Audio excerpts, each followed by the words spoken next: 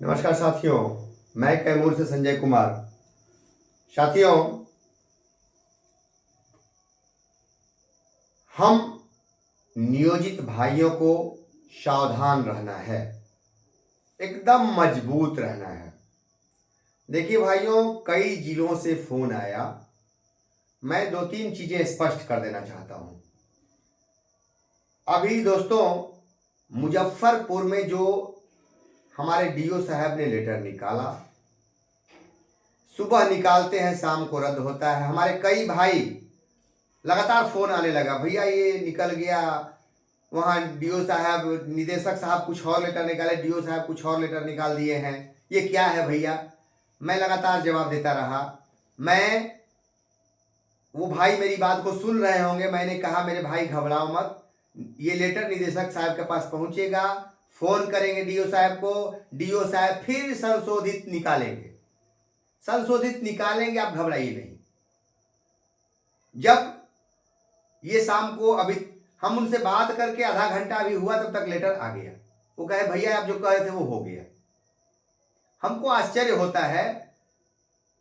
वो मामला क्या है समझिए। मामला है कि डीओ साहब लेटर देखते हैं और तुरंत निकाल देते हैं। कई लोग पहले से जुड़े हुए हैं, उन लोगों का वक्तव्य सुनते हैं और उनके आधार पर लेटर निकाल देते हैं।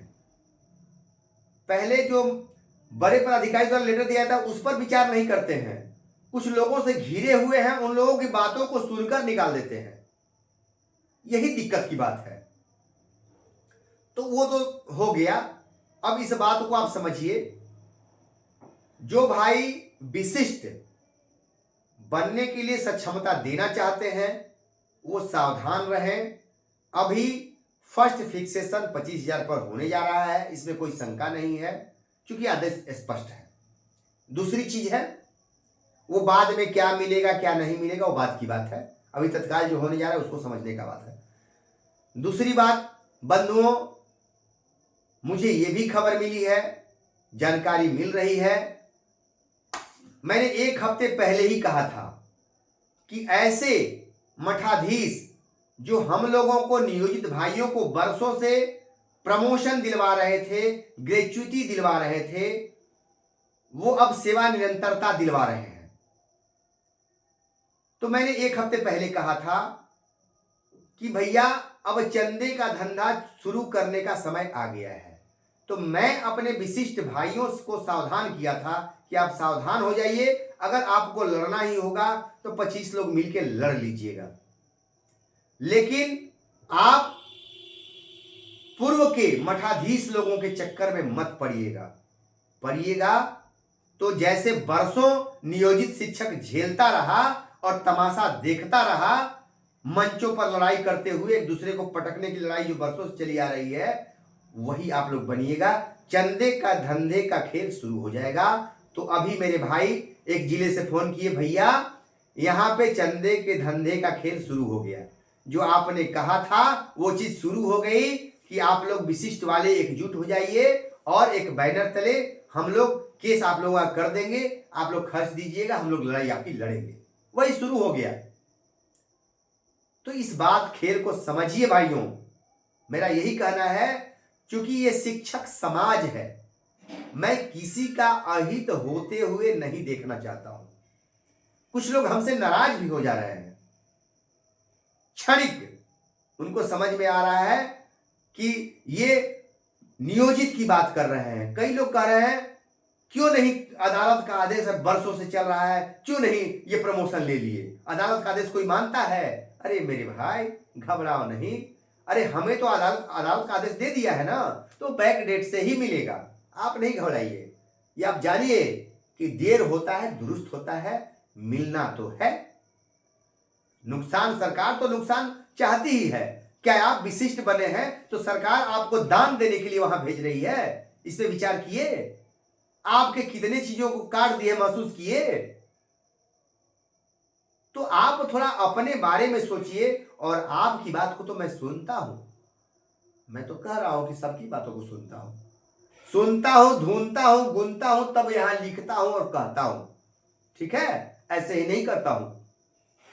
तो मेरे दोस्तों सावधान रहिए और जो विशिष्ट में योगदान करने वाले सक्षमता पास भाई हैं, अब भी अपनी नजरें खोल लें, नजरें खोल लीजिए। बरसों से लुटते आ रहे हैं, बरसों से वो है ना किसी फिल्म में, हमें तो अपनों ने लूटा गैरों में कहां दम था, अपनी किश्ती वहीं डूबी जहां पानी कम था। गलत नहीं है, ये सही कहा गया है। तो हम लूटते भी हैं तो अपनों के चलते। हमारे 1857 की लड़ाई में कितने भाई शहीद हुए, तो अपनों के चलते बहुत हुए थे शहीद। ये समझिए बातों को। तो सावधान रहिए, वैसे लोगों को पहचानिए जो आपको ही आपके बीच रहकर नुकसान बरसों से पहुंचाए हैं और इंतजार कर रहे हैं कि फिर मौका मिले तो हमारा फायदा हो और हम लाभ कमाते रहें। यही उनकी सोच है। तो थोड़ा सा सावधानी बरतिए बंधुओं, और घबराइए नहीं। हम लड़ाई जीत के करीब है। हलचल है सचिवालय में, हमको भी खबर है कि वहां हलचल चल रही है। कई मेरे भाई हर न्यूज मिल रही है। वही बोला कि लड़ाई का नियम है कि बहुत सारी चीजें हम लोग ओपन नहीं करते हैं, क्योंकि ओपन कर देंगे तो गड़बड़ हो जाएगी। क्योंकि देखिए, अभिमन्यु चक्रव्यूह में फंस गया था। आपको याद होगा, चक्रव्यूह में फंस के अभिमन्यु मारा गया था। वो नहीं समझ पाया, बालक था। तो सरकार ने जो चक्रव्यूह चलाया है विशिष्ट बनने का, उस चक्रव्यूह में आप जो फंस गए हैं वो निकल नहीं सकते। लेकिन जो बाहर हैं अभी, तो वो सावधान हो जाए, उस चक्रव्यूह में प्रवेश न करें। अगर चक्रव्यूह में आप प्रवेश कर जाइएगा बंधुओं, तो फंस जाइएगा। कोई रास्ता नहीं है निकलने का। वो रास्ता सिर्फ अर्जुन के पास था, उनको दूर कर दिया गया था। उस लड़ाई से ही दूर कर दिया गया, क्योंकि वीर योद्धा को मारना था। उसका काट सिर्फ अर्जुन जानते थे। तो मेरे भाइयों, आप उस सरकार के बिछाए हुए चक्रव्यूह में ना फंसिए। विशिष्ट एक चक्रव्यूह है, आपको फायदा पहुंचाने के लिए नहीं है। चक्रव्यूह की रचना की गई सरकार द्वारा, उस समझिए उस चक्रव्यूह को, आप उसमें फंसिए नहीं।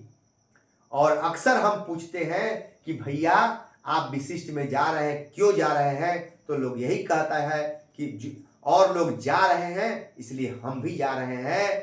एक हमको बचपन में सुना करते थे, वो कहानी अक्सर हम लोग सुनते हैं कि जो आवाज हुआ जंगल में, ऊपर से नारियल गिरा था और एक शेर भागा, जो है सो एक खरगोश भागा, तो बोला कि मैं भाग रहा हूं, बादल गिर रहा है ऊपर से।